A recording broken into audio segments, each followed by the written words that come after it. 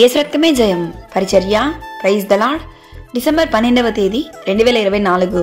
ఈరోజు దేవుని వాక్యము. ఆలకించుము, ఈ దినమున నేను నీ చేతుల సంకెళ్లను తీసి నిన్ను విడిపించుచున్నాను. నాతో కూడా బబులోనునకు వచ్చుట మంచిదని నీకు తోచిన ఎడల రమ్ము, నేను నిన్ను భద్రముగా కాపాడెదను. ఇర్మియా గ్రంథము 40వ అధ్యాయం 4వ వాక్యము. అవును క్రీస్తునందు ప్రియులారా, బంధింపబడినటువంటి ఇర్మియాకు దేవుడిస్తున్నటువంటి అవకాశము ఈ వాక్యంలో మనం చూస్తున్నాం.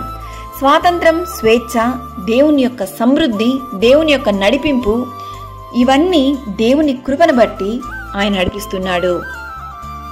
దేవుని కనికరము, దేవుని ఉద్దేశము, ఆయన చిత్తము ఇక్కడ మనము చూడగలుగుతున్నాము.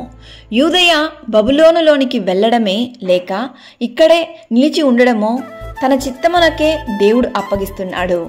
ఎక్కడికి వెళ్ళాలనే నిర్ణయాన్ని వారికే వదిలేస్తున్నాడు.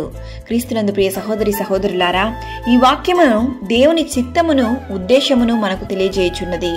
నిబంధన జనులుగా ఉన్నటువంటి ప్రజలను, నిబంధన లేని ఈ లోకానుసారమైన ప్రజలకు దేవుడిస్తున్నటువంటి స్వేచ్ఛ ఇక్కడ మనం చూడగలం.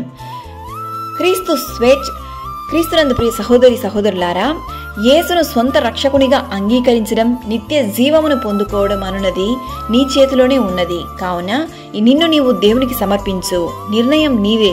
నిన్ను నీవు సంపూర్తిగా దేవునికి సమర్పించి నీలో ఉన్నటువంటి ప్రతి పాపములన్నిటిని తొలగించి వాటి నుండి విడుదల పొందుకొని దేవునికి ప్రియమైన బిడ్డగా జీవించుము. దేవుడు నిన్ను ఆశీర్వదించి దీవించును గాక. ఆమేన్. God bless you.